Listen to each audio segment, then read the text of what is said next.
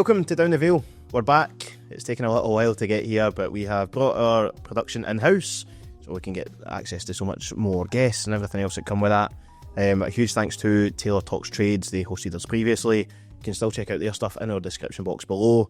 Still working in partnership with them. We have a super guest for you today though, Brian the Bee. Yeah. How are you, sir? Too kind. Thank you. How you doing? All right? Very well. How are you? All good. Good. How's life been, Brian, over the last 5 years? It's been good. As I said, I'm still in the fire service and everything else. Still playing wee charity games and stuff. But my body's tell me I'm having a laugh now. You know, my head's gone, you can still do this, but my body's like, come on, really? I'm 55 this year, so... I do that at 34. So, struggling to get about. But. No, I'm still enjoying life, still enjoying the football. So, all good. How did you get in the fire service and stuff? How did that connect? Well, what had happened was once I left Hamilton, I was leaving Hamilton. I was 32 at the time, and I thought I need something else now. You know, I need a career because football's not going to last forever. And at that level, you're not going to make your millions to, you know, kind of retire on it sort of thing. So I looked into the fire service, and 23 years later, I'm still there. So, do you miss the football? Aye. That was another reason I went to fire service, because you had that kind of bond day, people all together, you know, like working as a team sort of thing. Yeah. And obviously the biggest thing about football you miss is, you ask any player, is the camaraderie in the dressing room. That's always, you know, it didn't matter how low you were, you went into that dressing room, you know, and just a buzz off it. And you get a pick up of it. I mean, as I say, I still play in the charity games and stuff. And it's still some of the old players and stuff. Jose Kutongo, I play with him sometimes. And you just get into the dressing room and everybody just falls back into it. Just such a laugh all the time. It's great. As you said, the fire service will be like that as well. Obviously, if you're waiting for calls or whatever that may be, just is it similar in terms of, obviously the banter might be slightly different, but yeah, it's slightly different, but you still get that kind of sitting around, you know, you have your dinner together, so you're all still sitting around the table and stuff. Yeah. You know, and then there's the wee bit of camaraderie there, and you get a laugh and that around about that. So proud of your career. Love it, honestly. Absolutely no regrets with what I've done in life, whether it be football or in a fire service. No regrets at all. Let's go all the way back. Let's talk how it all started. Brian as a kid. Exactly. Oh, well, I was brought up in one of the kind of rough schemes in Royston, in Glasgow. I had absolutely no intentions of being a footballer. I loved the game. I loved the game, but you know, that way you just enjoy it. There was nothing, you know, I didn't go out and, you know, everybody, you kind of have you go, oh, maybe I do want to be fit. Everybody's wee boy dreaming. Aye, but just playing football was just my dream. I just enjoyed it. Out in the streets playing, you know, because that was in the 70s. And we did, that's all we done. You know, somebody get a new boy, you go, even if you didn't like him, you still go and chat the door and ask him if they're coming in. They're cracking ball, just sort of thing. So, and then I started playing, you know, even when I was 14, I was playing with a men's team, you know, and I'm talking about men that were like 20s and 30s and everything. I'm just a wee skinny boy, 14-year-old playing, but they always looked after me. You know, somebody came and kicked me. Their teeth was out. You know, back then they could do well and they would think somebody. So I started doing that. I'm trying to think where I went. I played with Roseville, and they were associated to Partick Thistle. Yeah. I played that red and yellow kind of. Aye, and at one point I had one game. I got one game with the reserves when I was young, and it never equated to anything. And then I went and played junior. that was something, because I was quick. Yeah. And these guys just really allowed that. You know, I remember one of the first games I played, and I kid you not, I was on the part, standing up front, and the centre half just went smack. Nearly knocked me spark foot. I'm lying in the deck like I had my man. He's like, wee man, you run by me, and that's what's happening. And I was like, oh no. And then I started playing football in my area. I moved to Rutherglen.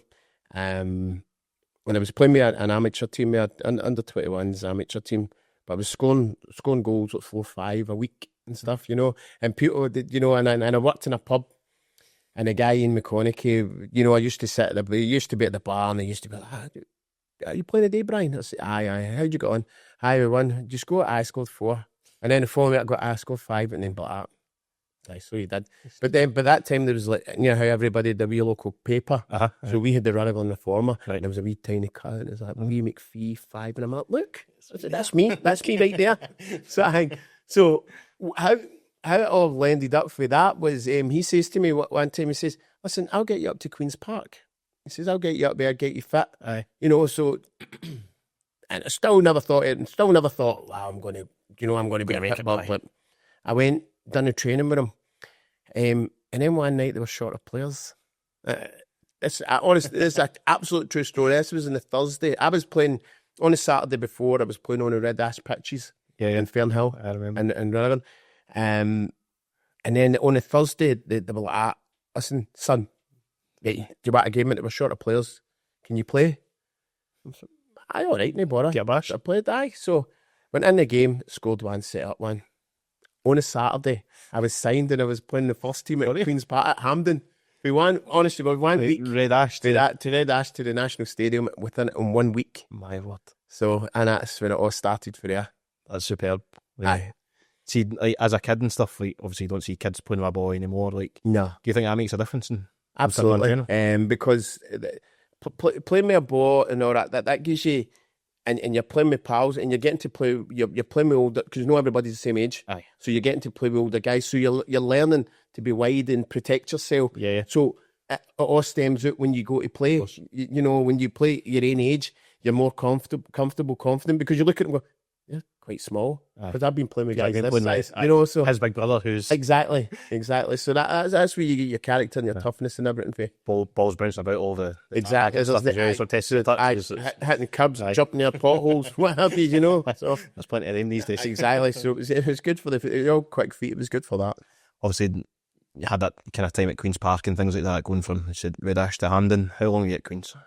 I was there 3 years, and it was funny because every year, even through my first year there was clubs interested, you know, at that level, your East Fives and blah, blah, blah, at that. But I had no, you know, I was still going, I like it here. And then Queen's Park got me a job, and I'm going, well, I've got a job and I get to play football, you know, and I go taking all the boxes. I was doing everything. So I'm like, I'm not interested. Not too far from the house, obviously, either. If it's that neck of the woods. Nah, exactly. Travelling to Metal. Aye, and then one day, here's a wee story for you. So I'm at the sports day with my kid, right? My wee daughter. It was her sports day over the park. Steve Archibald was there. You know, I'm like, God, Steve Archibald's a place for you. You know, I think he was the manager at East Fife at the time, and I'm looking at him going, he played with Barcelona. You know, he's got legend, that guy. So I'm going, wow. So I'm standing next to him, right? And he just started talking. He's like, oh, your daughter. I says, that's my daughter there, blah, blah, blah. We went with the colour hair and that. Right? He says, what is it you do? I says, I work in a pub. And I says, I also play, I play with Queen's Park as well. And he's like, all right, good, aye. And then he turned to me and went, what about that boy McPhee, do you know? and I looked at him and I'm like, I went, what? He says, I've heard a lot about, there's a boy McPhee there, I've heard a lot about him. He says, I'm just wondering, what's he like? And I was like, I says, well, you're talking to him. And he just went, oh, right, oh, sorry. So, and he's like, I says, I've heard a lot about, you know that. And then he started talking about his way. I was like, but that time I was on a huff, I'm like, nah. Aye. You mean that boy McPhee? I'm him. You obviously did go kind of professional in the end from Queen's. Sorry, quite late. I was 26 when I signed my first professional contract, and that was with Airdrie. Yeah. And that again was another thing, because as a kid I was brought up with my wee granny, and she was an avid Rangers fan, you know, like Alec McDonald and John Gregg and all that were favourites way back then. See, on that, Brian, sorry, you grew up in that area, are you forced to pick a side? Well, you don't have to reveal who that is, but no. There's obviously numerous teams in Glasgow, but you kind of brought up, but where I was brought up was all Celtic supporters, and I mean, you ask anybody that knows Glasgow and they know Royston, and I loved being brought up in Royston. I loved it there, but they were Celtic, Every- Irish daft. Right, okay. You know, you weren't even allowed to wear a Scotland tap. You know? No. Oh, no. Oh, no. It was absolutely unheard of. But I got away with it because I was always, you know, I lived there, but you know, you noticed there's things you didn't say. You know, if Rangers were beating Celtic, you didn't say nothing. Aye, just So, aye. Could be a laugh in the house and We stuff. happiness inside. But as I grew older, you still, you kind of just, and once you start playing, you just enjoy football for football. Aye. You know, like back then, I'm not watching Celtic, but see now I'll sit and watch Celtic, I watch Rangers, I watch anybody. Yeah. You know, just for the enjoyment of watching them play. Yeah. And the style of football they're playing. You know, so aye. So my wee granny was always a Rangers fan. When I was at Queen's Park, Hugh McCann it was Eddie Hunter was my first manager there, and then there was Hugh McCann, and he says he popped me on after training one day. It was a Thursday night or something. He's like, he says, somebody wants to speak to you, and I'm like, who? And he's like, he says it's the Airdrie manager, Alec McDonald, and I'm like, me being me, I'm like, aye, so it is, aye, right, Lidl, I hear him dying. Exactly. So I picks up the phone, I'm like, hello, you know that attitude, Aye, hello, what is that? And he's like, Are you bothering me? how you doing, son? It's Alec McDonald here. And I done that. And I'm looking at him. And he's like, aye, it's him. Still waiting on it, like knowing him. Aye, and I'm like, oh, all right. I heard my granny loved you. It's like, I don't know what you say here. And he's like, he just went, oh, very, very nice, son. Aye, that's good. And then he says, listen, we are really interested in signing you. He said, we've been watching you, and you know, we think you'd be a great addition to the team. And I was like, aye, all right. Aye. He says, you don't sound too enthusiastic. I says, well, I don't know if it's actually you or no. Right. You know, Pull my legs. aye, I don't know if it's a wind up or no, but I'll go with it's no, and I say I would love to. The gaffer he's due, he was like that to me. He says, listen, come on. He says, I'll take you through. He says, we'll go through and you know, we can sit. Does that settle your nerves a wee bit that it's actually real?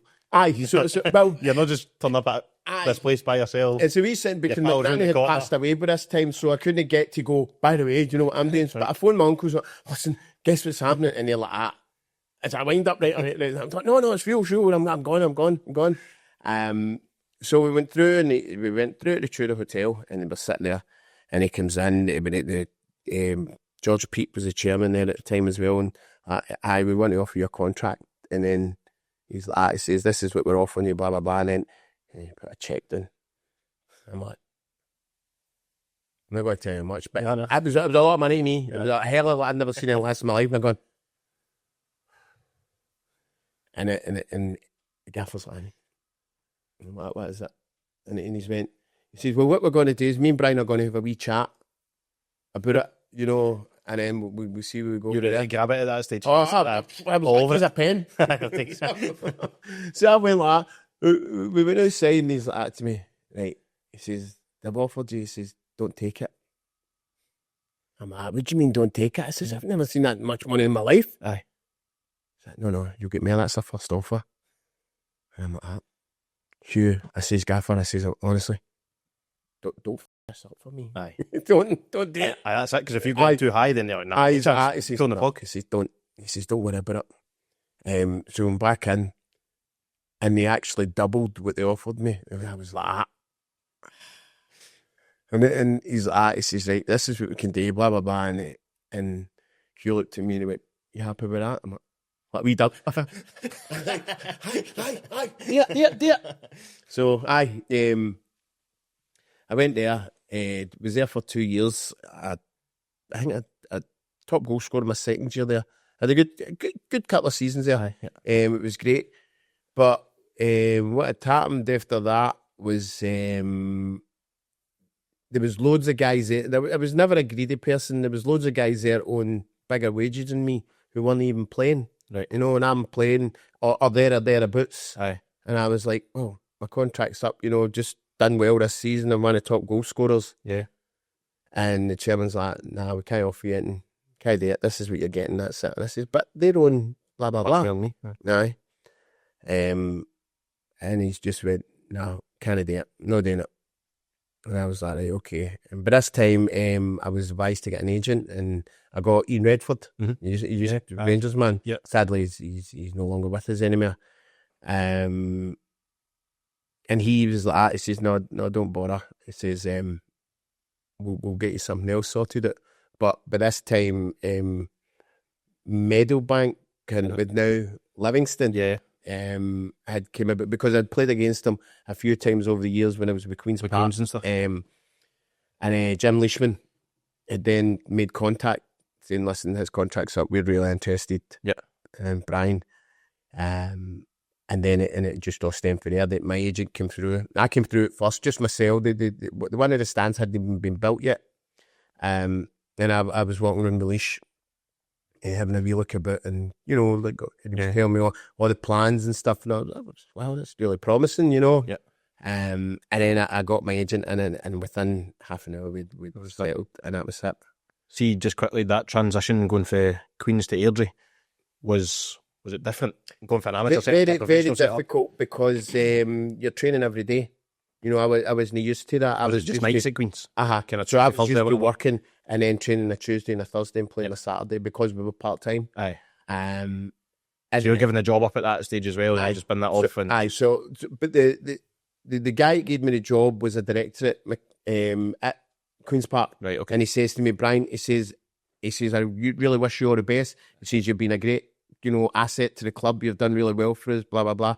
Thank you very much. And if you ever need another job or anything, just come and see me. Yeah. And I went away with, so I was happy with that. It's important to burn those bridges as well, though, because you go to Airdrie, maybe it doesn't go right, doesn't go well. Well, I always find that an important thing, that you never, no matter what club you're with, you don't stick it into them. And I think I've been fortunate. I've always had that reputation, even being at Airdrie and then Hamilton. Yeah. And it was fine. They both teams applauded me and acknowledged me when even when I played with Hamilton playing against Airdrie, I was away Airdrie playing against Hamilton. Aye. It was always they always acknowledged me, we clap and stuff. I remember even coming here to play. I was with, who was that at the time? In fact, I can't remember. But it was the same acknowledgement as well. There was never anything. No hostilities. No, none at all. Because I always take pride in talking to the fans and acknowledging, maybe signing things and saying hello. And that's to me that's important. I think that maybe answers my next question, because I was going to ask you about ego, because you go from this part-time amateur side, full-time football, as a kind of mid-20-year-old. Aye. Do you have an ego at that stage? No, because I think you just answered it by saying things to the fans and everything else. It's not a case of, look at me, I'm Bee McPhee. No, I think that the important thing for me was that I started working in the fruit market in Glasgow when I was 14-year-old. So I had a work background. Yeah. And then to come into being a professional footballer, I was thankful more than anything else. Aye. Lucky that I've got this chance. Yeah. And it was all down to luck. I worked in a pub and a guy asked me a question. And it showed them how you cop into the paper players. And then all of a sudden, so I'm very thankful. And I always, people say, when fans go, we pay your wages, they do.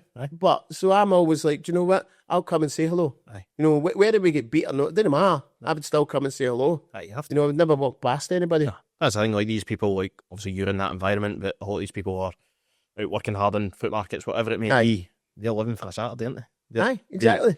Saturday's their buzz. I've got to support the boys at 3:00, regardless of where in the country it is. And I think that's what's lacking sometimes with a lot of footballers. They've got this ego. Yeah. And they look at the fans as a hindrance. Aye. And you can see like the body, like they don't want to be like. Aye. No, you can't do that. No, you can't. You can't. Especially smaller clubs. Yeah. All right, Livingston's in the Premiership, but with smaller clubs with not a big fan base. Aye. That's important. They keep that, and they engage with the fans. The thing is, it's something so simple that means so much. Exactly. It doesn't take you any effort to say, hello, how's you doing? How's your day? Aye. Like, aye. You enjoy my goal. But because we used to do a lot with the community here, and because a lot of the kids used to come to all the games and stuff. And I remember one of the best times we had with a karaoke night. I love a sing. What's a karaoke song? Give it. I've seen videos. Listen, I'll get an album. Don't ask me just about one. I'll give you a top 3. Lose Control. Very good. Cry to Me. And maybe a wee bit of Lionel Richie. A wee bit of Lionel. Oh, a wee bit of Lionel. Can't be a bit of Lionel, honestly. Have you got the huskiness in there? Well, I try. But we had in fact, it was round a sense somewhere. There used to be the Livi night spot. This used to be the night spot. Aye, correct. Aye. We had it round here, and what a night it was. It was brilliant. You know, we had the fans had people up singing, and we were doing wee bits. Not great. Superb. And it's things like that's important. You know, and the people remember the sort of things. You know, remember that night we did this and all that sort of stuff. Hearing Bee McPhee sing Lionel Richie. Well. Relationships and things at Airdrie, obviously, before you came here, did you strike up with any players or anything else that you just knew in terms of he's going to whip that there and I'm going to be there? Did you have? Do you know, it was Gary McKay. I played with Gary McKay at Airdrie, and he knew what your movement was. Because it was quick. You would, you would just really think and play the ball over or whatever. And that was a big part of my games, my pace. Yeah. Obviously, it's gone now, but hopefully not too much. It's a firefighter. No. I stand and point now. I'm a white helmet guy now. Guy at the back. Well, but that's the fun. It's me. Exactly. I've got a few quick fires for you. Best player you've ever played with? Do you know one of the players? Davy Bingham's up there. Bingy's honestly great player. There's your cup spud for social media. Aye, Bingy. Honestly, he was an all-seat training. Oh, he was a greeting face, so and so. And he'll agree. See if he sees this, he'll agree with me. But on a part, he was great. You know, he's touching all that. Good professional. Best player you've played against? Sergio Perini. Really? Yeah, that was here. That's not the answer I expected. But my word, I don't know. I just didn't expect Perini. No, because he was an international. Alan Stubbs was the most difficult as well. Was he? I was playing with Queen's Park at the time, and he was at Bolton, so he was at his peak. Yeah. And I couldn't do nothing. None. I was like, wow, this is just so big and strong, and it's just a different level of fitness, physique. Everything was just. I was like, I can't do this. Aye. I always thought I was good in the air and everything and stuff. Obviously, I get better as I get fitter and stuff, but at that time, it was like, wow, Alan Stubbs. What is the difference, do you think, then? I've got another couple there, but what is the difference? Because Scottish teams are now come up against an English side in Europe, we tend to get run over. Mm-hmm. They look fitter, they look sharper, they look stronger, but why would that be when our top clubs have very decent facilities and stuff as well? I don't know if it's just a mentality thing or no. You know, you always found that growing up as well, that like when you heard the young teams going over to Europe, you know, Holland and stuff, they would come back with a trophy and stuff. Yeah. I think at that age there, especially because I did it with the Glasgow teams as a young boy, we were all wide. You know, we were wide as anything, you know, Gallus and all that. They were all nice, wee quiet boys. Here, you did no. Yeah. So we would run amok. But obviously they kind of stuck in with the technical side of the game and everything, and then it just starts going like that. There's only so far that split gets you. Exactly. And then it changes. Yeah. Because it's funny, you can see it even at level under 16s and stuff here and stuff. And then they go to 18s and maybe they're still in there, but when it starts to go to under 21s playing against, it changes. I don't know how. I don't know. See if I knew that answer, I'd be a millionaire. Favourite stadium? Hampden was always, see the first time I ever stepped out onto that park, it was, and even in the dressing room, because of the old baths and all that, were all still there, and you just, your imagination ran, you went, all these players that's actually been in here. Sat in that bath. Just weird things. I remember when I got injured as well, Eddie Hunter was a quite hard task guy. And he's like, oh, how's your ankle now, son? I'm like, aye, it's getting better. He says, I've just to strengthen it up. And he went, all right, good. He says, what it is, we'll go into the stadium and you can do the stairs. You know, he made me run out and down the whole lot. And I thought, I'll go down halfway and then I'll just stop. Aye. You know, like he's no watching. And then a Holland was, oh, you know, and it was only me. Yeah. I know I mean, the floodlights and all that were on. So you're running in that park and, you know, and you're going, the amount of players it's been, and I'm actually getting to run about here myself. Aye. And, you know, it's the realisation that, you know, how lucky am I? You know, that's the reality. To be That's this lucky. Superb. Your favourite ever goal?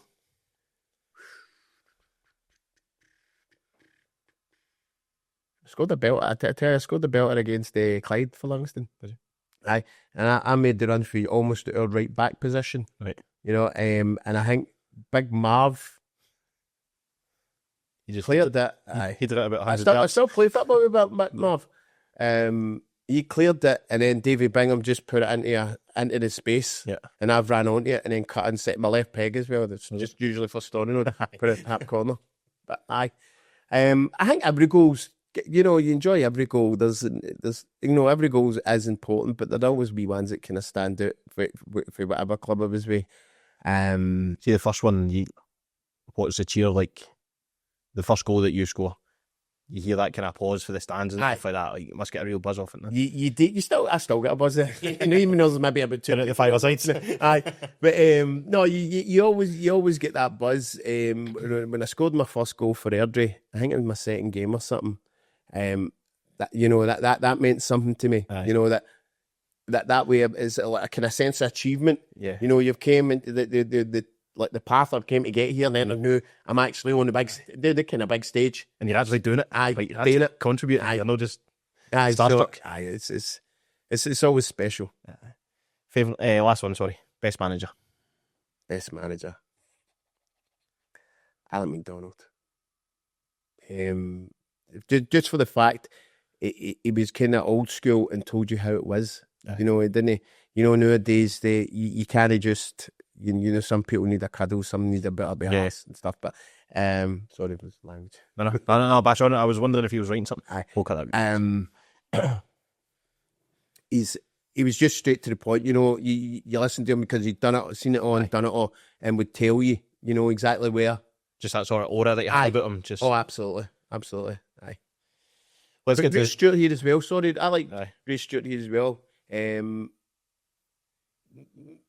How he lost his job, I just like, okay. Fuck. No, I really like Grace Stewart as well here. It's a perfect link up because that's where we're going next. Okay. So let's get to the good stuff. Let's get to Livingston. That's why we're here, I suppose. Yeah. Left Airdrie, joined here. Was Ray Stewart. How did it come about? I think you touched on it slightly there. But... Aye, it was Jim Leishman who kind of sold it to me. And as I say, he sold it to me. And when you come in, there was a lot of big players come in. You know, a lot of people were dropping down divisions because I came from the first division down into the second. Yep.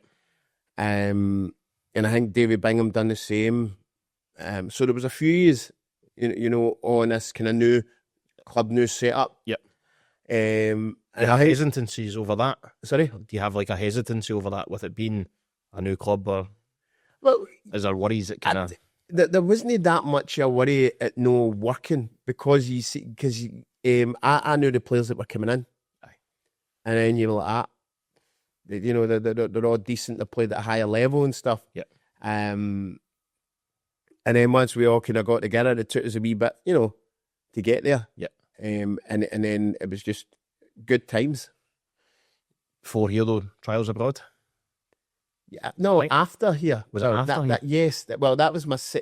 So, basically how that came about was I had finished my contract was up, right? So, I'd done 2 years here and my contract was up. I'd finished Player of the Year that year, the Motorola Player of the Year, my second year. Scored a few goals that season as well, I think. So, again, it came down to contract negotiations with the club and my agent. And my agent was like, no, they're not playing ball here. And it wasn't greedy. Yep. It was just because I knew what other guys were on. Again, the same thing. Of course. They were on double and stuff. So, I mean, I just thought I should get a wee share of that sort of thing. 100%. So what had happened was Ian Ian said to me, he's like, listen, no, don't. No, he says, don't do it. He says, because he says that this time he said, I'm telling you, don't. He says, don't. He says, there's other clubs out there. There's clubs screaming for you just now. Yeah. And we'll just go and see what's out there. So I went over to Greece to Skoda Zanti. They were in the same league as Panathinaikos at Athens, but I didn't like it. No, it was mental. Fans were caged in, like caged in. You know, when they're on the park, and you know how you get the fencing up, like cages, and I'm like, what is this? Aye. And where it was, I thought it would have been all a nice sunny beach and all that. So the first day I got there, they've taken me to a hotel, and I'm like flip flops on the towel and all that, and I was like to the reception woman. I says, excuse me. She's like, yes sir. I says, where's the beach? She went 20 miles that way. I was like, that. I was just, that's was that idea. I'm not going to beat you there. No, I'm not going to beat you there. So I just kind of sat in the room. So I didn't. I think once I spoke to it, and my kids would have had to then stay in Athens and go to school there, because there was no schools where I was, and because of the distance, I would need to be flying down, and I was like, nah, this is just too much. My wee daughter just started school as well, so it wasn't a lot of evil for aye. And then I was asked to go to Cyprus, and I didn't. The team that like that to us, listen, we'll pay you £1,500. We've seen you play. We'll pay you £1,500 a week, tax free. We'll give you a car in the house. No. Because it wasn't. That was more than what I was. Obviously, that was a lot of money. But I was going. I need to be happy. I need to. It's no for me. It's no about money. At this point, I'm like, no. I need to be happy. I need to make sure my kids are happy. Of course. Everything else. So I didn't do it. And on the way back, I'm sitting in the airport on the way back. And Ian Redford gets a hold of me, because this time we had mobile phones. They have aerial, or is that flippy? Or? I get a wee Motorola ones. A wee Motorola. Aye, we Motorola gave us all wee phones. Mine's is up in my loft somewhere, but it's good. And you opened it up, the badge on the back, on the front of it, and then you opened it up and the name Brian McPhee on it on it. So I still got it. Super. He says to me, he says, there's interest in you for Holland, and I was like, all right, okay. He's like, Den Haag, and I was like, right, okay. I was like, when are we going? He says, you're going to know. I'll change your tickets to now. And he's just, well, that's quick. So I went over there, and it was all right. Again, their fans were nuts. They were caged in and everything as well. I played in a game there. And then it just, again, I was just, Just didn't feel right. It just didn't feel, and I was like, no, I'm going to come home. See, when you see those caged-in fans, does the Glasgow Gallus just come out at you? They still didn't bore me, you know, but I'm just looking at them going, just aware of, like, you know, that's for what you've come from. I'm like, they're not mental. That's them not. So I chuckled at it. I wasn't intimidated by it in the slightest. I came back, and then there was chat of Utrecht as well. Yeah, with Scott Booth. Scott Booth was there at the time, and was chatting up because I was at a game, and then I met him, and he's like, Brian, what happened? It was in the papers and stuff that you were coming to Utrecht, you were signing. And I was like, I says, no, I says, it was just all chat here, it was just all talk. Okay. And I come back, and then obviously I come back into Livingston. The chairman was saying to me, like, listen, we need to sort this. Go and get your agent in, and we'll sort it out this afternoon, and that's it. And Ian came back in, and within, again, half an hour, done. That was it. Right. But Leash was like that to me, no, you're not getting this, you're not getting that, no, you're not getting it, we're not doing it. And I was like that. And I got to the point, well, I'll just go. And he's like, well, go then. So I was like, my bit snore up, walking out the door. Aye. So we got, that's the way it went. But after it, he came back, oh, well done. Hod Nook, well done. I'm like, I'd be through the mouth for that. And then once they'd signed the following day, Billy McNeil phoned asking for me to want me to go to Hibs, but they'd already signed there again. Done. Aye, done. And it's one of the ones that I'm not like, oh, that could have happened there. Didn't happen, so I don't care. Aye, exactly. There's those sliding doors more truly into that. Absolutely. You don't get everything else off the back of what you did have. So, how was Ray Stewart? I liked Ray Stewart. Again, he frustrated me sometimes because he liked me as a sub. Okay. Aye, and I didn't like that. No striker wants that title. No, you don't want that superstar. And see, to be fair, it worked. A lot of the times I did come on and score. Who was in their head at that sort of thing? We Alec Burns. He would have been ahead of me. Marino Keith. Yeah. As well. So you get nothing to argue about. But Decent footballers. aye, so you're like getting through. You know, and then you come on and score next week. You're back on the bench. Same again. What's going on here? Aye. I'll tell you a story. I think we were playing here, right? We were in the dressing room at half time, and Ray Stewart was getting half his dinger. Right, it was all right. So, but this time I'm like, I've got to head down and all that. He's like, look at me when I'm talking to you. So I've just went, that. And then he's still going on shouting, and I've went, aye, okay. And then he's went to kick a boot. It was on a flare, and he's right up in the air and fell. You know, and I've went like that. And it's funny because he picked up the boot and he was going to throw it at me, and I stood up and like, you in there? I'm telling you, you there. And then he's like, he's put it down, and he came away with the best line ever. He says to me, see what I've just done there? And I went, aye. He says, I've just made an ass of myself. That's what you're doing out in the park. So I went out, and then out onto the second tab, about 10 minutes in, I scored, and I ran at him, big hug, and all that, and laughing. You know, so I had a lot of time for Ray Stewart. And even, how did I go up the other way? Ray Stewart was then the manager at Forfar when I was with Hamilton, and we went up there on the last day we needed to win to get promotion. Yeah. And we battered them off the park. Yeah. And Ray Stewart came up to me after it. He says, it didn't surprise me, Brian. He says, because you know what it's all about. Because we in fact, we went up there with Forfar. No, we went up there with Livingston on the last day after beating Inverness Cali. Yeah. And we only needed a point or something. And I think I scored after 10 minutes, and it kind of settled the nerves. And it was just, you know, it was plain sailing after that sort of thing. But Ray Stewart, definitely. Because I asked the media team about what their favourite moment of Bee McPhee was, and it was that 4-3 game against Inverness here. What game it was, honestly. 4 up after 25 minutes. I think we Charlie King. You got a double. Deez. Deezy got one as well. Got the third, and I get the fourth one. Turned out to be the winner, whatever. Striker's mentality. Striker's mentality.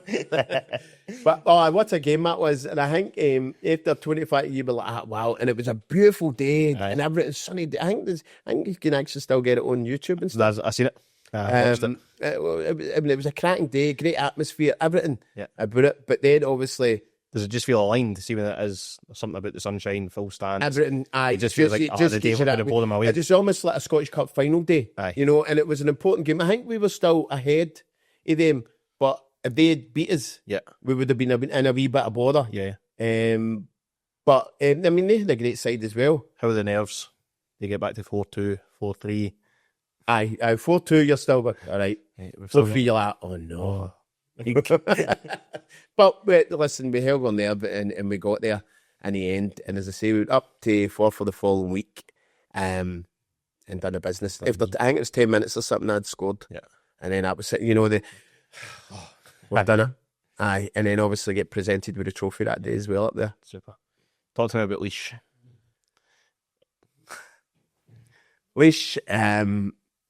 Laois was all right, as I would say. I would say okay. A lot of people, from our perspective, now see Laois as kind of club legend and everything else because of European run and blah blah blah. It could be harsh with behind the scenes. What was it? It was a good talker, motivator, and all that. It could be harsh with things. Did he do a lot of the training, a lot of the coaching? Or? Nah, Davy Hay, John Robertson done a bit and stuff. It was there, you know. It was there. Put me under pressure. Yeah. So when I was leaving Livingston, right, when I get told that I wasn't going to the Premiership with him, he stopped me training with the first team. Right. I had to go and train with the kids. You talked about dressing room, everything else, kind of bomb squad. I was totally taken right out of the picture. Why was it? Did they give you a reason? Did they just said choice? And I didn't like that. I didn't like that. I thought I deserved more than that. I thought I deserved a wee bit better than that because I was always loyal to the club. My time was up at the club. That was fine, but I don't think I deserved to have to not allowed to train with the first team. and go and train with the kids. I didn't mind training with kids. It didn't bother me. I'd still go and still keep my head up and stuff. But, but to be excluded like that, I didn't like it. Aye, really difficult to. Aye, and the day I left here, I mean, I drove out the stadium in tears. You know, I was upset about going, and I think I was a wee bit angry with that as well happening. So I'm a wrong person to ask about leash. Fair enough. But don't get me wrong, he's good at what he did, but that for me was just a wee, Aye. You know what I mean? So on that kind of Premier League season, then obviously you touched kind of anger, tears, everything there. How frustrated are you that you're not there? Because you've been part of it in the build-up in terms of everything else. Is there something within that wee boy by feet that says, there was me. Who else was there? There was me, Davy Hagan, Jerry Britton. You know, we were all told, you know, all at one time. It's when they kind of they brought the kind of Spanish boys and that, and you know, Fernandez and that, great players. Kino's people. Kino, listen, Broto, great players. Yeah. You can't then turn around and go, that's no fair. I thought it was a wee bit fair not getting a chance. Yep. You know, I thought, well, we could, because I'll say one of the other coaches, I won't say who, was like, Brian, I looked at you because what was going to be happening in the Premiership, we're going to be under a lot of pressure. Yep. And we need an out ball, and you would be hit, you know, because of my pace and everything. Getting behind them. You know, getting behind them, and it could play it that way, that you one up front, they could do that then. Yep. You know, maybe not able to hold it up, but if they put the ball at the top, then get him turning. Get 20 yards, get a throw in, get exactly whatever. Something like that. But it just didn't happen that way. And as I said, there was a few years all left that year, you know, just when that happened, and it was just how it was. Yep. You know, there's no always in football. Yeah, really. Yeah, the strike rate of kind of 1 in 3 while you were here, which almost across your career, to be fair, which is pretty consistent. But who were your favourite players to play with? Kind of here, I know you touched on David Bingham and stuff there, but see, there was that many players that we were all like Mark McCormick and that, Frank Conway, even going back then, we all had a togetherness and a good laugh. Yeah. You know, we went on holiday together and stuff. So the Big Marv as well when he first came in, you know, and I'm still in contact with Big Marv now, still pals with Marv. But the first day he came, my first time I played against him, it was at Rafe Rovers. He was, and that's where he came for him and Stevie. I think Stevie Tosh was there as well. Aye. So I'm like, seen Big Marv and I'm like, get the size of him. I tell you what I'll do. I said, first Bob, just put it up there and I'll come across him and I'll clatter him. I does it. And he goes like that, and I cut him. And then he goes, you okay? To me, I was like, oh no, I'm in trouble. I scored 2 that day, but I wasn't in trouble. But when Big Marv came, he put up his wee things about his church and that. He's a very large man. Yeah. I put him up, and nobody says nothing. No, nobody was going to slag him yet. We just tried to head to suss him out first before we could. But the big man takes a good wind up. But does he? Aye. I see you have moved on from here. You had a quick loan spell at Clyde, and then Hamilton Accies after that. Aye. It was always going to, you know, I was always still going to play football no matter what. I always say to myself, well, even if I leave here. What level were Clyde at that time, Brian? Sorry. I think they were in the second division. Second. Aye. And I always thought to myself, so even if I leave here, I said, I don't care, I'm still going to be playing football. Yep. Where I need to go back and play in red ash pitches, I'm still going to be playing football. Yep. So be it. I went to Clyde. I was only there for a few weeks, and then once that finished here, I think I left, and I can always remember I left here on the Friday, and I was on my way away from here, and Jim Sherry had already left. Jim Sherry had went back to Hamilton as well, and he phones me up. He says, "Listen, Hamilton, I want to sign you. What's happening?" No, I just said, well, my contract's terminated. I says, for the day it's done. So, game on. Game on. And he says, right, okay. He says, and I met Ali Dawson, who another man's passed away. I met him on Saturday, and he's like, listen, blah, blah, blah. He says, we can't offer you what they're offering, what you were on at Livingston and stuff. So, listen, don't worry about that now. I says, that's just what it's playing. Aye, it's just what I play. I says, and he's still full-time, blah, blah, blah. He's like, right, okay. So, on the Monday, I very soon Friday, and then on Monday I signed with Hamilton, and I done 4 years there. How was that? You played your kind of most games throughout your career at Hamilton. Aye, you have a good rapport with everybody. Everybody, as I say, there was nobody.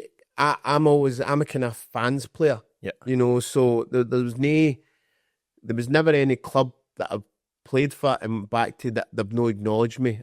You know, even when we were here and we were playing Airdrie, and they were on the ropes at the time. I think we battered. And in fact, Jerry Britton scored a hat trick, and we battered them 7-1, and I scored as well. And I didn't celebrate, you know. But after the game, I went there and gave them a wee acknowledgement, and they've done the same back. So I always found that important. So I've never had anywhere that animosity. Nowhere. There's no need for it. I mean, you see players these days. So. There's none.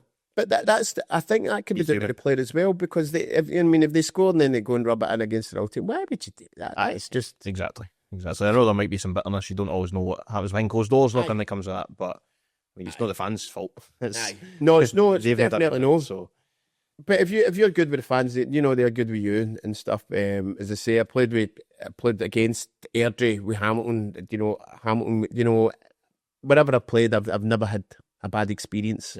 If you fancy. Brian, racism kind of played a part in your career as well. It did. Being racially abused, what's your kind of immediate feeling as a kind of young kid? As a young kid, it was part of growing up. Did it happen a lot as a kid? No, it happened more as in like I would say in kidology. Right. You know, as growing up, because I was brought up in a scheme, and we were all in the same boat, you know. Nobody had any money or sort of stuff, so we're all just pals and all that, and we things would be getting said, you know. But it was never really in hatred. No maliciousness. No. I think it only ever happened once when I was a kid. A man said something to me, you know, and I'm like, he actually meant that. You know, any other time it's just all wee silly stuff. And me being me growing up, see if somebody said that it didn't know me, they would just go, yeah, black. They would get that, you know, right away before they even finished their sentence, and that would be hit done. Yeah. And that would be me doing it. Yeah. You know, so you kind of, they knew, so your pals know that knew, like, well, I don't really say, I wouldn't say that anyway because we're all pals, sort of thing. Yeah. But in football, it's happened a couple of times. One up at Forfar. Let's go there first. Aye, the one up at Forfar was an older guy. He was in his 80s, and he said words that were acceptable on TV at the time. Yeah. Through Love Thy Neighbour and Alf Garnett, whoever was born, you know, in the 70s, they'll know what I'm talking about. Yeah. He said this sort of stuff, and it went to court, and the chairman came to me and says, "Listen, I'm really, really sorry that's happened. He's been banned for life." And I went, well, wait a minute. I says, is it no better he just gets a wee bit of education? He knows he can't say that now and then. I says, back in his day that it was acceptable to say stuff like that. I said, but it's not acceptable now. Yeah. So I would like you just say to him, listen, take note that if that happens again, then fine, you're banned because you've already been warned and stuff. And the chairman was like, that's really kind of gracious of you. I said, well, it is all just about learning and education. And I think a lot of the times is people say stuff to you, especially when you're on the park, just to get a rise at you. And I wind they probably walk by you in the street and not even say it, no say a word. Aye. But there's Bee McPhee, the footballer. Aye. I'm a such and such supporter and all that. You're a bit of a pain, but I like you. Do you know what I mean? Exactly. But when I'm on that part, But it has happened, and in that case there, it was the old boy just needed a wee bit of education. The other one I had written down was kind of down at Coatbridge at Albion Rovers. Slightly different. Aye, that was that got a wee bit more, let's say, heated. Yeah. A bit more malice within it. Yes, there was a lot of malice within it, because the boy was shouting all sorts of obscenities and threatening, like, tell him he's going to stab me when I'm going to have a park and stuff, and then using words, you know, to describe my colour, which could potentially exactly at the time. And that went to court, and I think he get banned for all sorts of grounds for it, and rightly so.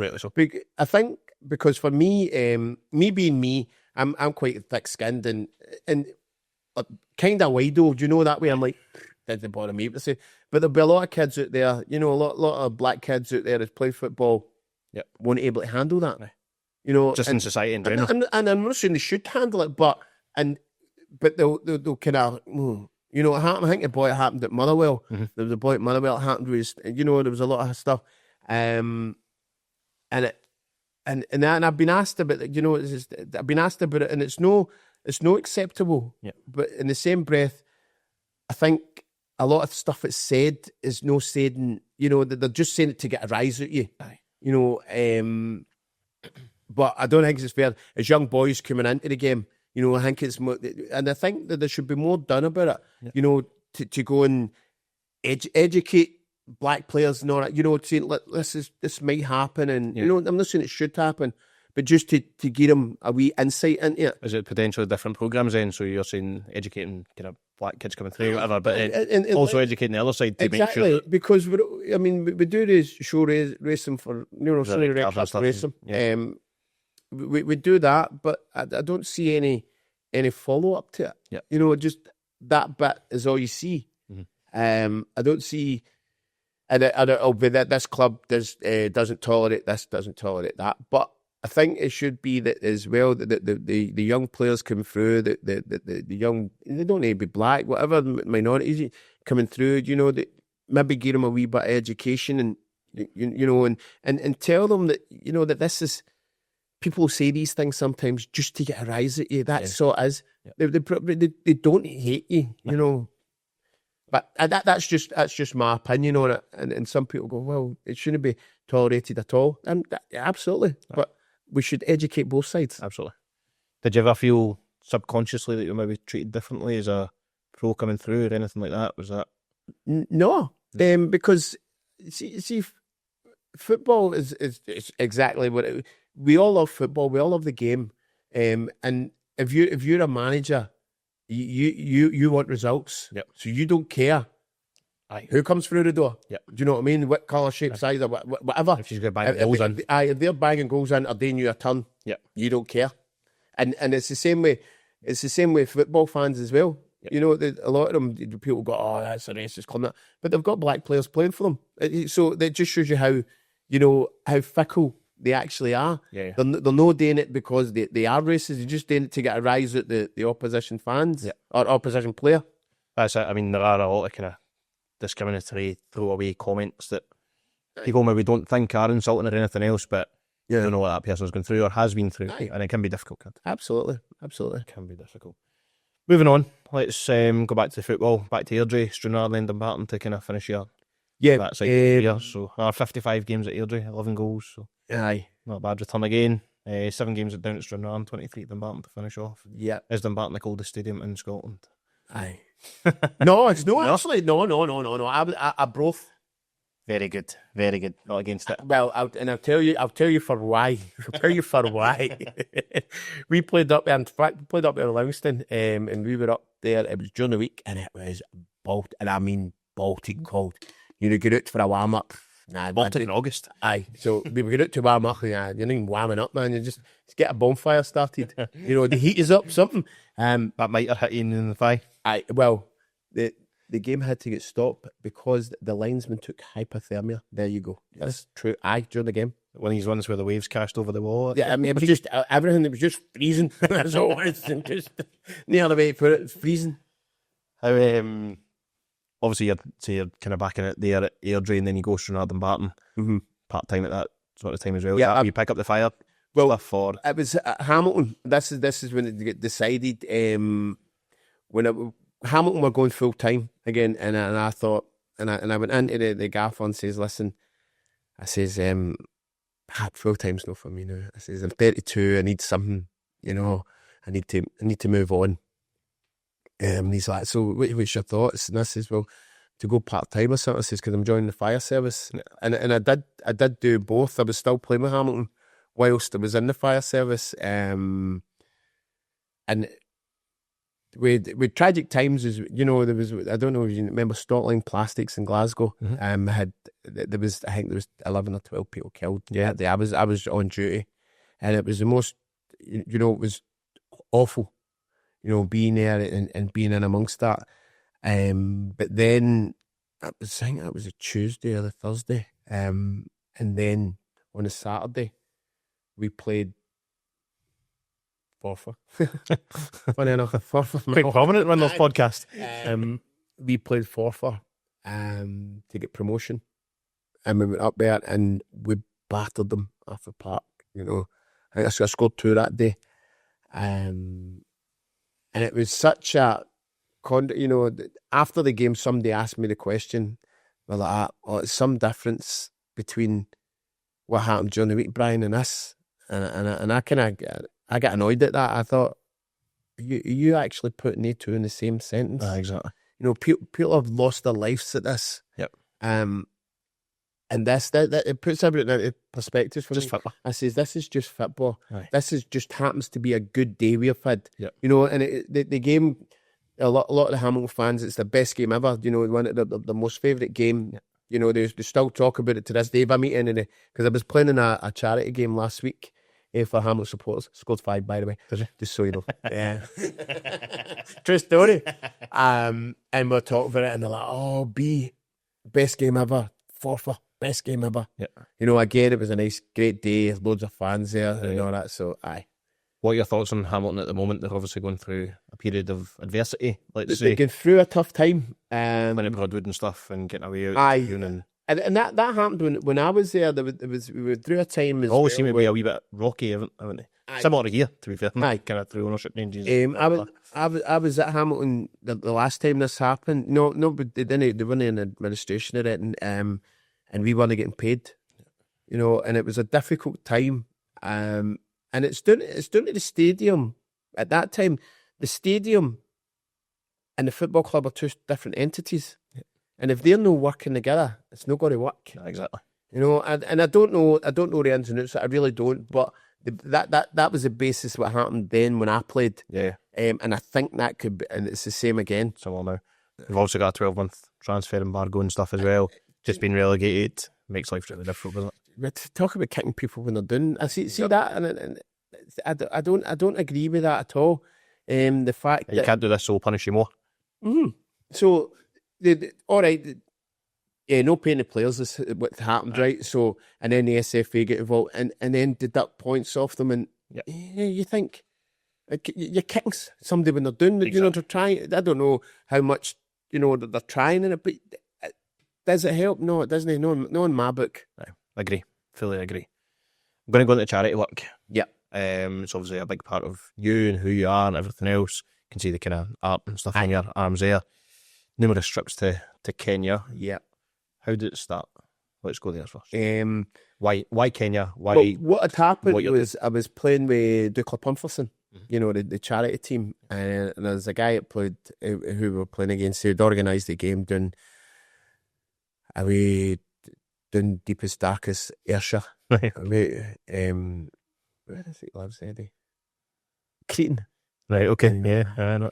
And he just happened to say, listen, I'm going to Africa again this year. Does anybody fancy going? You know, and it's one of the things that we all sit and watch these programmes on, these live aids, and we watch all these comedy and stuff. You see that, we go.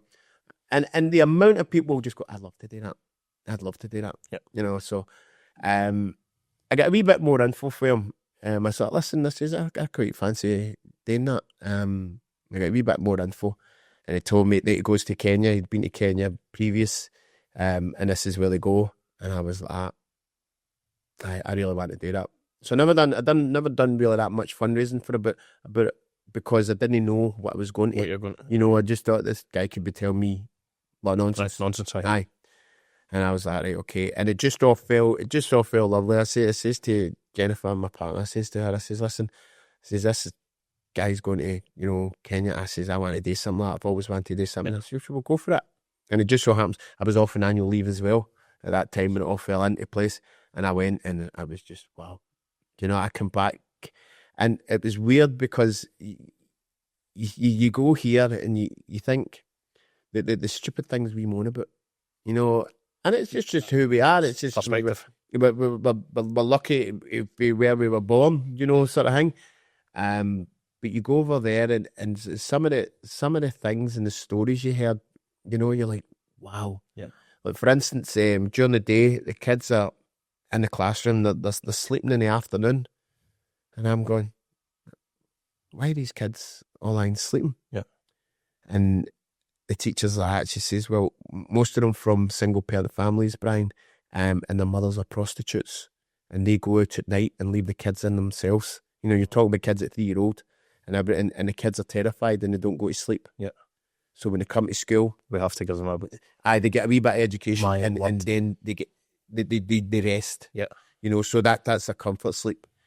Some of the kids were coming in, and there was the odd kid that will shout them in and give them something to eat, and I'm like, the only time that kid gets to eat is when they're here.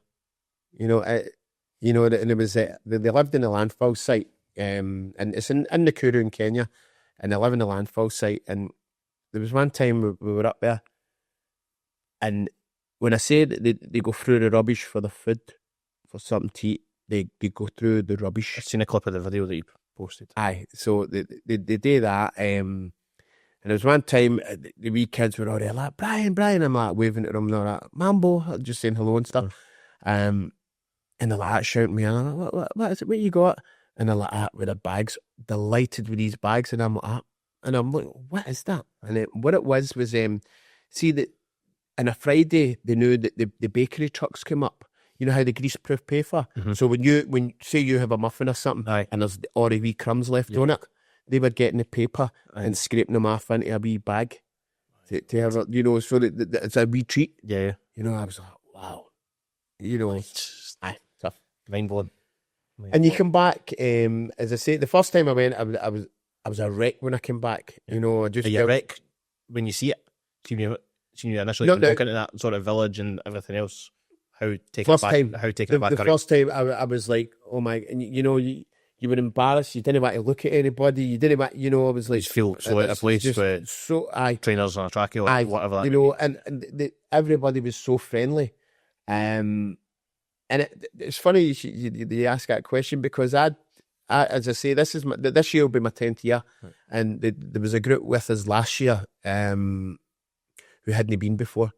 And I was like, come on, I'll take you up the landfill site. So I can quite comfortably go up there and say hello. They know me because they see me in quite a lot, and I took them through and see the silence of them walking through, and the tears, and they were distraught. See, by the time we'd finished, they were like, this is and felt so guilty for their lives and stuff. Yeah. And I says to them, well, just be, you know, lucky. Just be thankful where you came from. You're here doing something about it, you know. So you know, and it's hard not to get involved. I feel guilty, and you know, just to be hard enough to go in with it, because sometimes it's difficult. Yeah. You know, and what makes it even worse is these kids are so happy. They're delighted. Aye. You know, and I'm like, I said, what have you got to be happy about? Aye, exactly. Because of where we've come from, everything else. Like, exactly. I say, I did watch a few videos and things like that you had posted, and 170 pairs of shoes and things like that. And bag shoes, no that. I was watching it just in prep for this, and I had a wee tear just sitting watching it in the house, and I was like, oh my god. And I think a lot of people relate to it more because they know me, you know, and I don't go and put on airs of graces. I'm just talking. Yeah. You know, I'm no this big film star or anything, you know, it's there for 5 minutes and stuff. I'm there and amongst it. How long do you tend to go for it? 2 weeks at a time. 2 weeks at a time. Aye. And that's long enough. So how do you fill your 2 weeks? What does your 2 weeks look like? Depending. Last year we went to a new school which was needing a new party built. So we built a new kitchen and stuff. Right. But what we do, I'm no skilled labourer, so I'll be a labourer. Yeah. You know, and we'll hire local joiners or whatever we need. And then, so that's the money getting in, and we pay them. Yeah. You know, any money we raise, we take over and we just pay cash. So we don't have to answer to anybody. Yeah. So last year we went to a wee school in Nakuru, Dundori, and we built an extension onto the school plus a new kitchen. Yep. Got them, you know, we got them new swings, a wee playground as well and stuff. So it's stuff like that. You know, it's like stuff that will last. It's so wholesome, man. You come back and honestly, I just got him. I said, what have I got to moan about? What have I? And it keeps you on the ground, you know. And I look forward to it every year, because I can be sitting, you know, when I can tell when it's just about to come round, because I start moaning at things again. Right. You know, it's not on this telly, but I'm sitting with 300 channels. You know, there's nothing to eat in the house. I can pick up my Just Eat and I can order what I want. Where I want. I'll be here in 10 minutes. Exactly. you know. But they obviously they've not got that. So when you go over there, you come back and it kind of just brings you back down again. It's therapy as well. It's so wholesome. Like, I think even probably the mental side of things as well, in terms of that, of exactly what you've just said. Aye. That I can get anything when I want. Aye, there's These people are sleeping under the stars. Aye, there's a wee boy I look after now. That's got to be, you know. There's all through it. There's been wee things. There was one time we went to the hospital. They're like, Brian, there's a wee girl in the hospital. We think we'll start greeting here. Do you think she's going to lose her eyesight? And I'm like, right, okay, so we'll go and see what we can do. So we went in, and the wee girl had her back to me when I got there, and I think it's a Sarah or something. It was Sarah, and she turned around and she had these, like, they were pure red, eyes were like this, all swollen, you know. And then I'm going, oh my God, you know, and she was smiling at me, and I was like, no, that's too much. And I was like at her, and I says, what is it she needs? What's wrong here? And she's like, oh, she's got a really bad infection. And I says, so what is it? She needs antibiotics? Yeah. And she went, I says, right, okay, just give her the antibiotics. I says, how much? She went, £5 for the whole course. And I'm going, and I remember paying it. And like that, shaking, just like with anger, just going, why is this? I can't go and buy my lunch for £5. Exactly. So I've done it, and the dad was there, and what made it even worse, he came out to me, and he just started crying. He was on his knees crying at my feet, you know. And so I'm thankful. Like, I'm going, this is that, and you know, that way I'm just like, get me out here. I'm struggling with this, man. Yeah, you know. But you go away, and then you realise, you go, do you know what? I have actually done something. You know, I've done something to help, to really help somebody. I can see what I've done. Aye. You know, and then it was, by the time we went away, you know, it hadn't healed up. But the following year I went back, the wee girl was there, with eyes all clear and all that, running up to me, and I was like, wreck. But the story that gets a lot of people was a few years ago, maybe about 2 years ago, 3 years ago, I was there, and people always talk about it when they see my Facebook and they see my wee videos and all that. They talk about it. Wee boy Eric, his name is. This wee lad, we were walking along the street, and this it was just a wee street boy, and he was all smiles and all that, waving and all that. And I'm like, aye. There was just something about him. He was just dead, really cheery. Aye. I was like, I like this wee guy. This wee guy's got something about him. So I've shouted him there, and I've given him money. And he's like, oh, thank you, and all that. So we're walking along, and he kept maybe about 30 yards behind us, wasn't he? He was still very cautious of people. Because he's only 9. In fact, was he 9? I think 9 or 10 at the time. Yeah. And we're walking along, so he kept, and the bear the other side of the road, walking along, waving and all this, and then waving back and all that. But then he stopped, and I looked round, and see the money I gave him, he stopped. There was a wee woman begging, took it out and gave her half of it. I was like, no way. Oh, I'd been once. No, it gets worse. He said, and I'm going, wow. And then really that alone touched me, because I was like, I've never seen kindness like that in my life. Yeah. I was like, this wee guy has got nothing, nothing. Wee tramp, just bogging, literally nothing. But he still took money out to share it with her. So that got me, and I was like, come here. And I shouted him out, and I looked at his shoes. Shoes were a mess, and I was like, come on, we'll go to the shop and I'll buy shoes. He's like, because he could speak a wee bit of English, and I was like, shoes, come on, we'll take you in the shop. Took him in, bought my wee kind of pair of Croc things. He's put them on, he's honestly pure chuffed and all that. And then he went into his pocket to get the money and go, can I help pay? Oh, no way. And I'm like, this wee guy's just done me. Aye. So I get, there's more. Brian, stop. No, there's more. So we're walking along, and I treating him on podcast. I says, hey, come on, we'll go into the shop. Come on, we'll go and we'll get you some food. And I was like, Tim, just pick what you want. Just go in and pick. So he's picked cakes, and he's picked up a sweet. Just get it. Just take it. So he's paid for it and all that. We're walking along. So we gets back to the shopping centre, and I was thinking that's going to be Cheerios. Yeah, that's it. And I goes into the shopping centre and he's sitting, and the security guard does stop him. You know, he's not allowed in there. It's terrible. It's Aye, just like that, not allowed in. So I've walked in there and I'm that wee guy's playing on my mind now. He's really, Aye. you know, he's really got me with just his kindness and the way he is. Aye. So I was like, nah, brother, I'm going back out. So I seen him. I was like, Eric, shouted him in. Come on in. Security's like, I mean, he's with me. It's like, let him in. So let him in. Sitting in it's like a coffee shop sort of thing. And I says to him, what do you want? And I says, do you want a milkshake? And he's like, I don't know what never had a milkshake. I was like, I don't know what it was. So I ordered 2 strawberry milkshakes and we're sitting and he's like all happy and he's going, this is cold. No, you know, because never had one. Never had. But this time our guide had come back, the guy that kind of takes us about, and I says to him, what's his story? Ask him, you know, because it was difficult.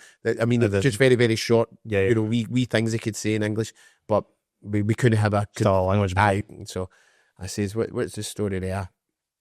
And he asked him, he's asked him, where are you from and all that sort of stuff. And he says, he lived in an area, his mother, his mum and dad had split up and his mother had married again and the dad didn't like him. And the dad started hitting him. And then he told his mum, and then his mum started hitting him, saying to him, basically, don't you ruin this for me. So the wee guy had to leave. Do you know, he walked the distance between Glasgow and London to get away. What? He sailed. And I said, well, what does he do during the day? What he does is he slept during the day, begged in the afternoon, and was awake all night because there was like people out there wanting to harm him. Yeah. You know, the people that are interested in children sort of thing, you know. Yeah. And I was like, that's all wrong. This is horrible. You know, and I was like, is there anything we can do? But this time we were leaving the next day. We were going home. Yeah. And I was like, no, I says, I can't leave her. I was distraught by this time. I was like, I can't leave this wee boy to go through life like that. So I says to him, listen, what can I do? And they're like, well, there's a couple of schools, private schools about, see. And I was like, right, we'll go to school, and I want him looked after. I want him, and I'll just pay it right now. Just get it done. So we managed to get him into a school. And then what had happened was the guy Joseph, who our guide looks after us, sort of thing. We go. Joseph will take us here, and then we get driven to wherever we need to go because it is quite dangerous. Yeah, of course. So we went, and he says, I'll need to report to the police, and then to go to the police, and they go down the right now. Do you know he went to the police, and the police says, that's okay, just do what you want because he's not been reported missing. And I'm like, that wee boy has to go through life knowing that his mum didn't care enough to phone the police. To report him missing. Just putting her needs above everything else. Just let him go. And I was like, I says, that's just just so wrong. But now we've still got him at school. We've got him at boarding school. I pay for his boarding school through the chat. And I mean, there's a few years, but I predominantly, instead of putting all my money into the kitty when we go, I say, right, I've got this aside, and that's Eric's school fees. And so we pay for his schooling, you know, his boarding. And, you know, last week he's seen his C for the first time. Really? Aye. Oh, he went and Joseph, the guide, phoned me up. He says, Brian, he says, the school are going in holiday. They've got a school trip. They're going to Mombasa for 5 days. Can you afford for Eric to go? And I was like, of course, what is it? Much is it? And he's like, and it was something like £60. And I was like, man. But that's one of the you know, the stories, and because I'd done a live, you know, talking about it on my Facebook and stuff, and I was absolutely broken-hearted, honest, distraught. Like, it's that with just a pure sense of helplessness. I'm like, what can I do? This wee boy's going to go back to the streets. Yeah, you know. By the time, and I've only got a day. We've only got a day to sort it out. Yeah, but fortunately we sorted it out, and he's still at boarding school and everything just now, and I see him when I go over and stuff, so... And like in the summer, when the school closes, we've got somebody looking after him that he goes and lives with and all that as well. So we cover it a bit. And that's only one. I think to date we've got something like 25 kids at school. Wow. That we cover. Not all of them at boarding school because it's all fee paying over there. So we cover all the fees. And, you know, there was, I took a friend last year, Megan, And I says to her before we went there, I says, listen, there's always somebody that will get you. There'll be a wee kid that will get you. Yeah. And sure as night falls day, there's a wee boy, Elijah, who's non-verbal, but got, I don't know, cerebral palsy. He can't walk right, so he needs a lot of physio and stuff. And Megan just fell in love with him, so she looks after him now and gets all his physio and everything, you know, and he's standing up straight and all that. It's great. It's like... You do really come away and go, you know what, I have done something here. Nah. Cheers.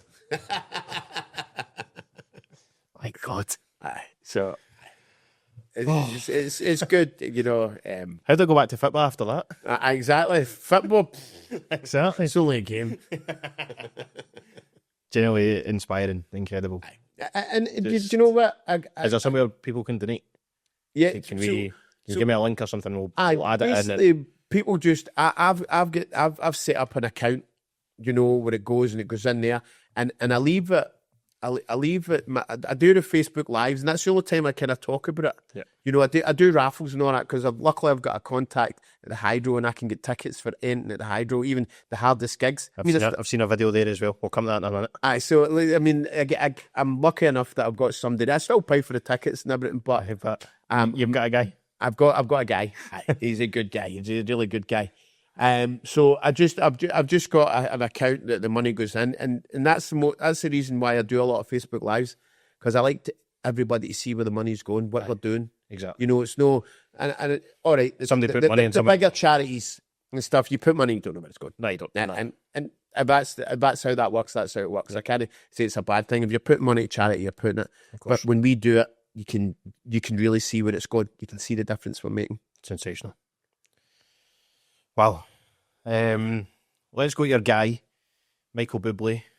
The Bubblmeister.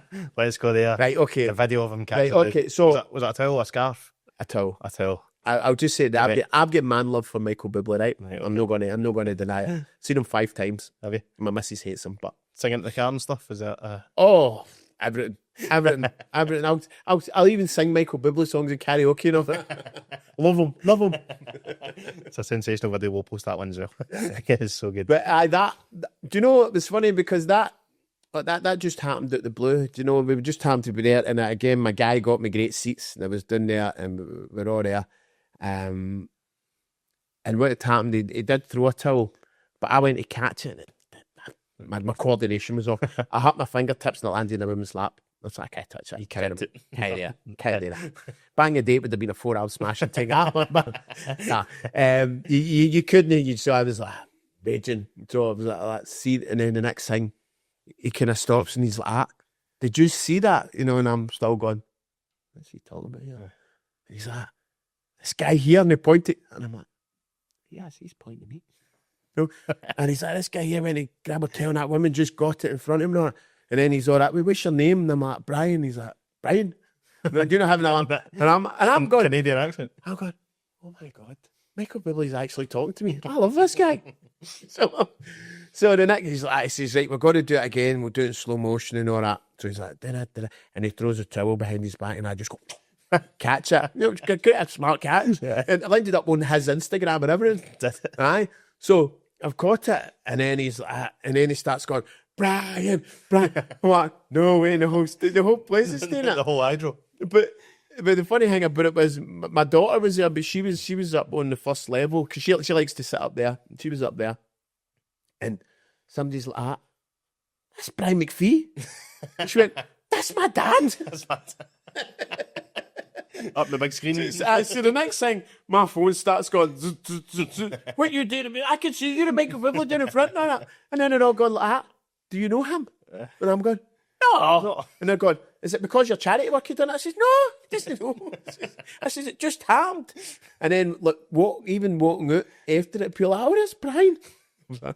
Yeah. And they're like, have you got his towel? And I'm like a wee man, going, aye, very sad. I would have bring it out. Aye, no day. My pocket a wee bit. Aye, that's there. Tied round the belt and that. Aye, that's there. So by the time I get home, me and my daughter, we were out after it, just for a few drinks and stuff.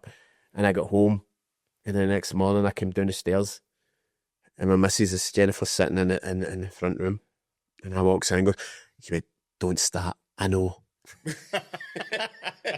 Did you sleep that night? No, Absolute buzz. The first thing I did, I got up the wall, still hangover and everything, and I printed out a picture, and I had a frame, and I had the towel and all. It's up the wall. No joke. Magnificent. Right, man, love for the Bibblmeister. Love him. Last bit. Dream five-a-side team that you have played with. So, Bingy. Goalkeeper. We'll go one defender, two midfielders and a striker. Okay. That's how we'll finish. Jim Sherry would have him in midfield. Somebody just tough, no messing about. Biggie for our Fernandez. They wanted the two of them just for the nice wee silky touches. Something iconic about Fernandez with those predators and stuff. Aye. In fact, I'll take you to them. Aye. I'll take you to them.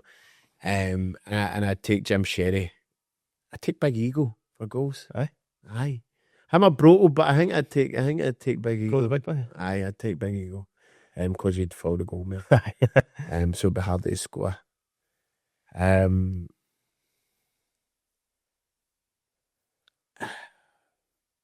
don't know. It's so difficult. So hard. Because there's the guys you played with all through the years, and you don't want to miss somebody. And then you go, oh, I forgot about that one. Oh, what about that? And even the boys at Airdrie when I started there, Sandy Stewart as well, who ended up being my manager. The second time I went back to Airdrie, I would have him. You want guys at Graft, like me Boyle as well, Jimmy Boyle and that. So I don't want to answer that. Answer. Right, I've come up with another one then. Okay. Any regrets? Absolutely none. None. You can't. It's a very, very short career, and I think just with my work mentality, I was just thankful for anything when I played, where I played. Thankful for the fans. Everywhere I played, I never get the bad time. Even there was one time where I was actually playing with Hamilton, and I was injured.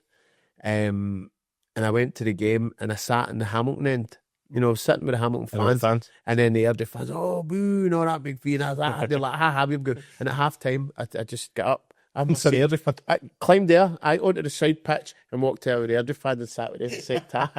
And and it kind of, they don't like each other, but we were all laughing about it, because that's what it was, and it's wee things like that I love about the game. Superb. So Brian, I can't thank you enough. It's been an absolute pleasure. You've been superb. I say we are here. This is our home now. Nice little setup and things. We'll be bringing you more live podcasts as they come. Hopefully up to this sort of standard. Hopefully nobody else makes me great because it's kind of one podcast. But Brian, thank you again. You're welcome, buddy. You're welcome. Thank you.